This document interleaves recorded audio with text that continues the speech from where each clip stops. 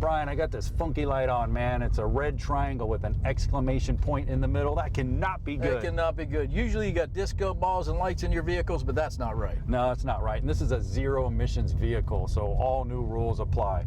Matter of fact, Brian, grab all your personal belongings and your little children by the hand, because when this leaf stops, the automatic doors are going to open up. Next stop, Tech Garage.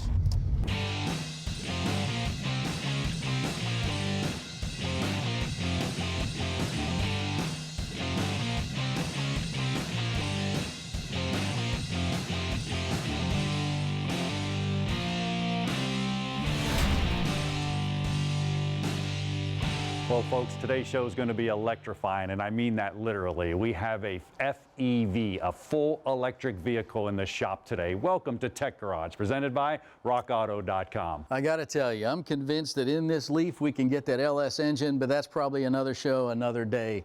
This is interesting. The symptoms you've discussed and talked about are not the typical symptoms. So tell us what's going on here. Yeah, exactly. Well, I was actually driving along and I got this light on here, man. And this is a new one for us here at Tech Garage. A little triangle there, red with an exclamation point in it. Scary, not your check engine light. Found out through the actual owner's manual. Guys, yeah. This almost never happens. Usually he's the guy writing this stuff. Had to break out the owner's manual. Red master warning light. That was scary. In here says a whole lot of nothing except take it to the dealer. So, you know, broke out the scan tool, figured I can handle it, no problem. Scanned it, a couple of multiple codes, some weird funky stuff going on. Couldn't figure it out. Every time I tried to get in, kept asking me to take it to the dealer. Well, broke down, wrote it over to our Miller Nissan down here, scanned it, come up with the codes, actually talking about some thermal meltdowns. Got a coolant fan problem. Coolant fan, interesting on an electric vehicle. Absolutely. When you hear thermal and meltdown in the same sentence from a dealer, that's typically not good. And I've seen and used our scan tools. They're pretty good.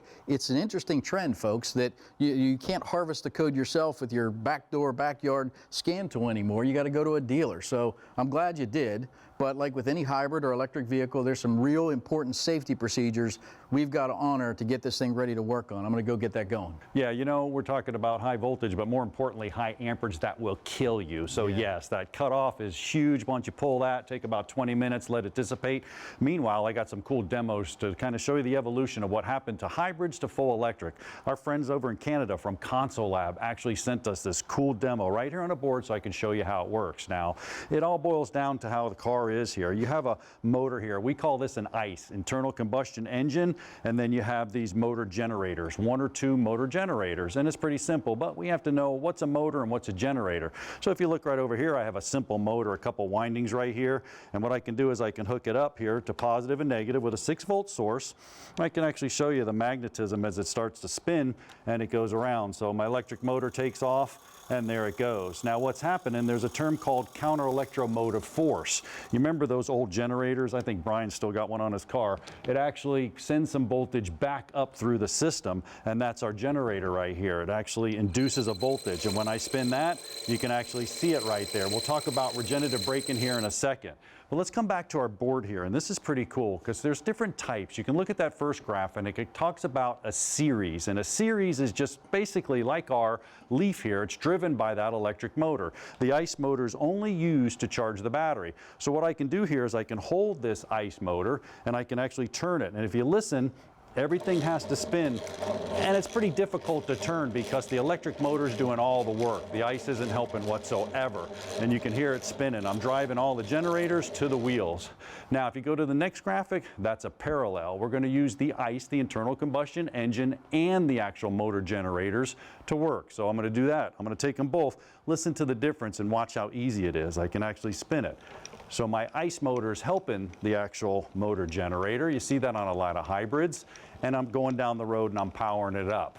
Now what happens with the third one is a series parallel. You get a splitter in the mix. You can use the ICE to charge the batteries, and the ICE can also help drive the wheels. So if I come over here and I drive them all, super easy. I got 2 motor generators running it and everything's going on.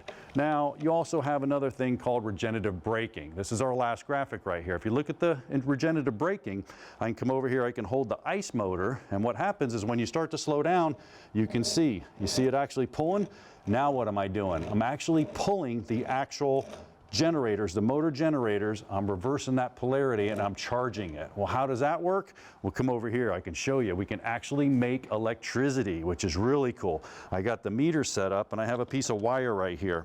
And this piece of wire, when I cut that magnetic field, I'm actually going to induce a voltage into it. And watch the meter, here I go. So as I go up and down, I'm actually inducing that voltage. Well, what's happening with the car? Well, the wheels are starting to slow down. We reverse the polarities. We actually start to make that motor into a generator, just like those old starters on the cars used to be, big old generators. Counter electromotive force, back up, charging the batteries. Right here, if I spin it, there it goes. I'm taking it, I'm recharging the system. Now on our Leaf, it's full electric. And what does that mean? Well, you can see it right here on the graphic. We have a power delivery module on the top with a DC charger, a DC-DC converter. We have the charging system up on top. Below that, we have an inverter, and on the bottom is the whole traction motor. Well, what's going on? Well, all that stuff creates heat. That's a problem. So we have a low pressure radiator system, about 130 degrees. That thing comes on, the pumps start cooling that system. If that doesn't cool, we have problems. Well, speaking of cool, Bryan's running over there about as smooth as a 3800 Buick with a counterbalance shaft. We'll check in with him after break and see how it's coming along. Stick around. There's plenty more Tech Garage presented by rockauto.com.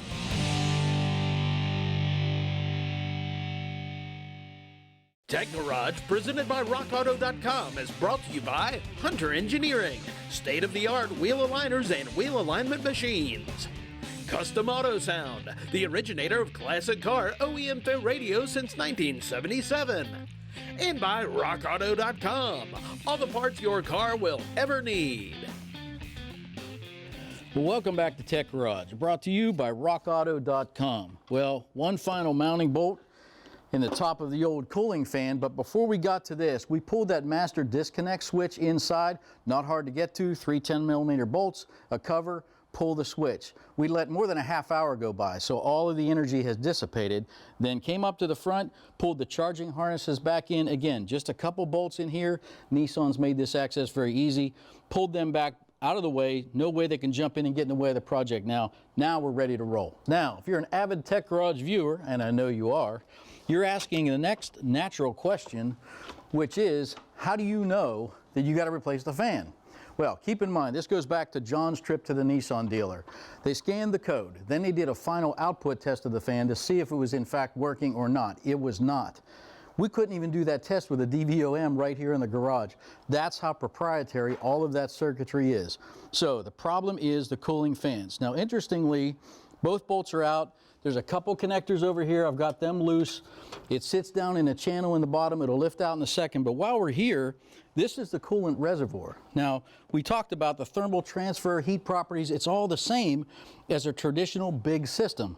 But look at the coolant hoses. These are the small guys that look like heater hoses, and that's how it flows. This is up out of the way. You can get a good look at it, and I think John went to the rockauto.com shelf to get us a new cooling fan. Yeah, Bryan, I found 2 of your biggest fans, man, right here. I'll take all I can get. Well, actually, you actually got the module right here, which is super nice. From rockauto.com, the whole module. We're covering all our bases, make sure that we get everything fixed and fixed right. The whole fan assembly's right here, one piece. Matter of just pulling that one up out of there. Once you get it up out of there. Looks like it's kind of wedged, so we're going to step it up out this way. There you go. Now, you always want to take care of the back of that radiator. If you're doing this by yourself, cardboard on the back of it, but there's no shame in our game. We've got a second set of hands. Let's get this guy in. Yep, I got it plugged in already, Bryan. I'm out of just bringing it up and over. Roll it down, back in the same way it came out. Yep. Watching that radiator. Yep, we got these high voltage wires right here. Let's go a little bit on your side. Yep, you got it. We're gonna roll your way. All right. Come on. Pull these wires, there it goes. Yep, a little more past that one wire. Good. Whole module stuck there. Keep coming down. I like the fact that we're nowhere near the radiator, so that's good. Yep. There we go. Not so perfect. Easy. Yep. Good 2 10mm bolts. Sit that in the channel. That's good. Maybe a little dielectric gel in those connectors. It's down in the weather down there in the road grime. We'll get this thing buttoned back up. It's going to run like a champ. Well, we got our LS all tore down and we're ready to make some precision measurements, and we'll do that right after the break.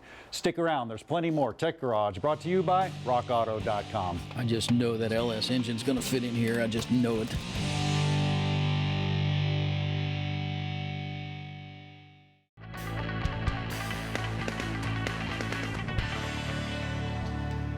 Well, welcome back to Tech Garage, presented by RockAuto.com. Well, it's time for the LS lesson, man. I'll tell you, Brian, we got this thing tore down. You got it cleaned up really nice, and the Honan cylinders, I got to tell you, they look pretty good, my man. Wasn't hard to do. I tell you what, it went smoothly. We got a little bit cleaner in there. A couple other little tips of the trade here. We went through and took a die, a tap and die here, went through every single threaded hole on the engine block to clean it out, rechase those threads to make sure there's nothing in there that's going to be a problem later on. It seems like a simple thing, but Brian, you know, that's our torque specifications. We're only using about 10% clamping force on these bolts. You clean every one of them, you got a good torque, that's going to make the difference in the end. Absolute game changer. Next thing we've got to do is we've got to check every single surface. Deck height, we got to check for anything being out of square. There's multiple checks you do here. We got the gauge, a feeler gauge, set up for 3/1000ths. We're looking for gaps here. Again, everything's got to marry up perfectly so we don't have any leaks, any compression issues.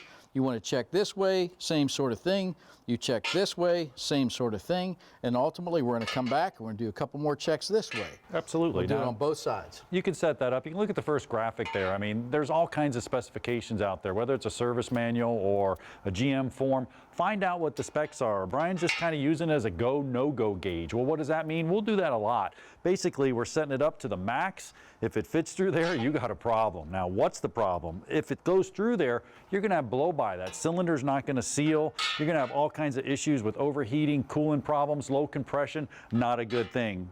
Doesn't fit, you're good to go. If it fits, time to stop. Not going to work. Looks pretty good over here, I must say. I'd like to do your side next, but we'll come back to that. Yeah, you know, on my side, I'll start over here. I actually want to talk about cylinder bore, cylinder taper, the measurement. A couple measurements you can make and look at the cylinders not out around. That's pretty cool. Professionals, well, I got the cylinder bore gauge right here, which is pretty cool. Kind of taper. I can put it there. You can see it move up and down when I move it. Now I'm going to pop that in the cylinder. When I pop it in the cylinder, I'm simply just going to hold it across one side here, and I'm going to run it up and down. I'm reading the gauge. I'm looking for taper from the top to the bottom. You'll know. Then I can move it side to side, 90 degrees, and I can see if it's any out around. I'm looking at the numbers as it goes up and down. Old school method, well, you get an old telescopic gauge, man. These things are inexpensive. They just pop out like that. Put them in. You don't have to have these fancy tools. You can get it close. Look at the specifications once again. Use it as a go, no-go gauge. Pop it in there, make the measurement, take it out, take your micrometer, make the reading, okay? If it fits, wonderful. Now that I got it to the specification, put it back in. Top, bottom, left, right, up and down. Like Brian says, he's always looking for that perfection in there. Take the bottom, subtract it from the top, and then you'll know your taper, and side to side. Same thing, awesome measurement. Absolutely, and I tell you what, if you've ever cleaned out a rifle or shotgun barrel, you've seen a brush that looks very similar to this. Now, I'm going through every single cooling passage, every oil passage, every threaded hole, and just making darn sure we've got nothing, no contamination in there, no grit or grime is left. We're looking pretty good over here, but this is a little bit methodical, takes a little bit of time. Just take your time and get this right. Clean the brush after every stroke. And I'm working all the way through. These are the cooling jackets right here. That's going to be critical because I think we're probably going to run this thing pretty hard. You know, and some of you are saying, you know, Brian, that's a little nuts, man. We're getting crazy. No, we're not. This thing, that's the coolant passages that are going by the cylinder. If something's overheating there, well, you may have a lean condition. We talked all about that with engine performance. If I have a lean condition in one cylinder just because the coolant's not going through, that's a problem. Even more important, he's passing through the oil passages, man. There's no way for the oil to return or get to the different components in the engine without going through the oil galleries. Now, we highly recommend at this point, send it to a machine shop, have them do all that, and you'll be good to go. You know, there's a couple measurements we can make down on the bottom as well. Yeah, let's flip it over. Let's do it, Look man. here, We'll go come your around. way. Yep, come around my way. That's good. Well done. Nice, nice, nice. Right. Well, here's the main bore that goes straight through here. Another thing you want to make sure that main bore, we're going to make a lot more measurements. Stick with us. I know what you're thinking. There's taper, there's all kinds of stuff. Yes, but this main bore is important as well. We're looking for alignment here. Simple as that. Got your feeler gauge? Yep. We're good. Going to check here. Good, good, good. I'm going to do both sides here. Good. Even though that's thin, it's only a 1/4 inch thick, you want to check both sides. You just get absolutely more accurate reading. And think about that. Your crankshaft's not running true if this isn't true. I got the bearings. I'm going to wipe them out in a heartbeat. The bore has to be straight. I know it seems a little crazy. We're doing all these measurements, but this is what's going to make the difference, man. You sure want to join us next week. We'll take the piston and make those measurements as well. Hey, stick around. We're going to go over to Garage Ed, man. Got a cool segment for you there. We'll be back with more Tech Garage presented by RockAuto.com. Tech Garage, presented by RockAuto.com, is brought to you by Clamp Tight, the clamp making tool. Steele Rubber Products, quality crafted rubber parts and weather stripping. And by RockAuto.com, all the parts your car will ever need.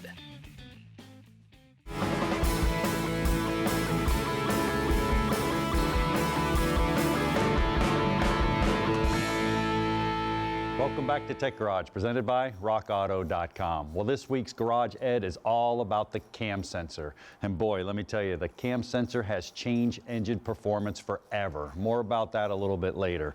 Let's actually look at the cam sensor. What is it? What does it do? Well, here it is. It's actually looking at the position of the cam. Why do we want to know the position of the cam? Well, we can tell exactly where it's firing, when it's firing, and what valves open at what time. That's pretty cool. And I could fire it up for you. Down here, you have the crank position sensor, and up here's the cam position sensor. You have a mechanical link with the timing chain that's going to run it. So when I fire it up, my crankshaft's down there. He's reading what's going on with the crank, where it's at, but more importantly, my cam sensor knows what cylinder's where and what valve is where by all these little indentations and teeth. It can be a Hall effect or it could be a magnetic sensor. We'll talk about that next week with crank position sensors.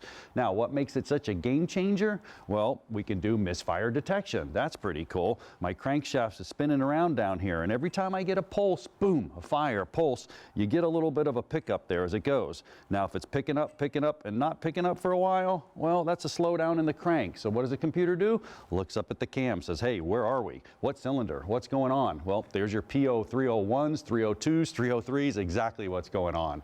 Then it uses sequential fuel injection. We couldn't do that before either. We had to do multi-port injection. Now, if I know what cylinder needs the fire and the fuel, well, I can deliver it directly. That's the job of a cam sensor. And even better yet, variable valve timing, man, VVT. Here on our engine, you can see it right here. This is pretty cool. I can take the cam, I know the position of the cams, I can advance them and I can retard them, and I can look and see what's going on. And you can see it right here. I actually have the cam position sensor right here. If I pull this off, this is pretty cool. I'll set this over here, and then right here, the cam position sensor is looking down at these marks, so he knows exactly where this camshaft is. I could look at a V8, I could look at a 4-cylinder, I can look at 2 or 4 of them, but I know exactly where the cam position is. But you know what? It's not going to use all this cool technology if the cam sensor's not working. That's why Bryan's checking one out. Okay, with everything out of the way here, I'm removing one of the 2 camshaft position sensors. Essentially, what we're going to do is check the guts inside of it, the windings, the wiring, look for resistance, look for loss of signal and voltage inside the thing, which would mean something's broken inside and it's got to be replaced. Be careful with the harness. These crack. This is tough conditions up here. Just work the sensor up out gently.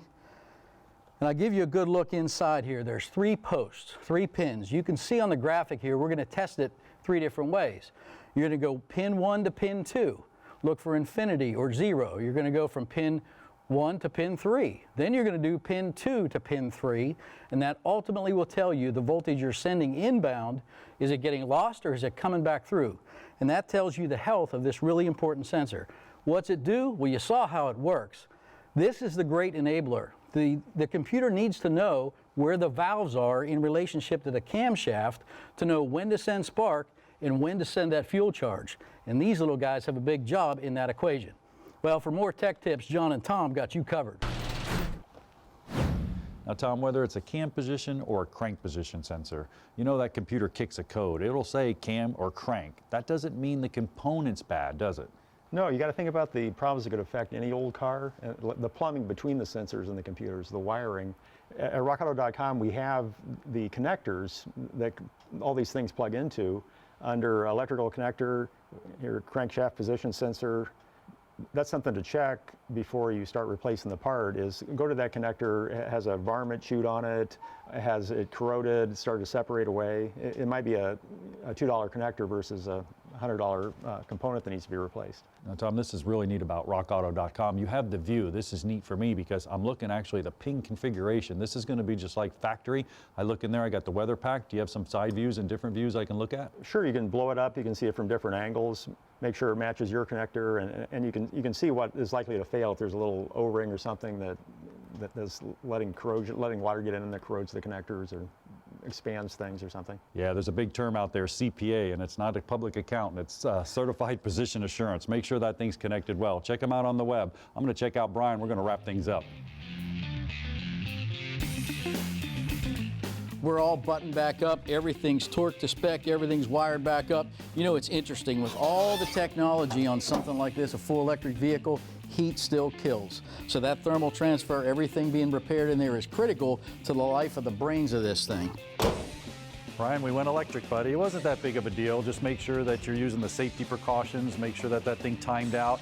This thing will kill you. It could be dangerous, but that fan worked out great. It certainly did, and we had a blast on the LS build today. Measurements, measurements, measurements. It was awesome. Key to the build. Garage Ed, we talked about the crank sensor, how important that was.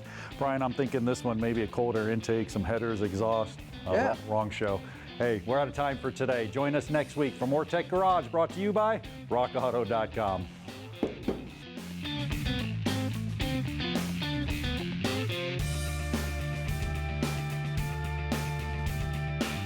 On the next Tech Garage, the team sets out to stop a bouncy SUV with a Magna-Ride system. Plus, John and Bryan prepare to install the pistons on the LS1. And Garage Ed is all about crank sensors. See you then!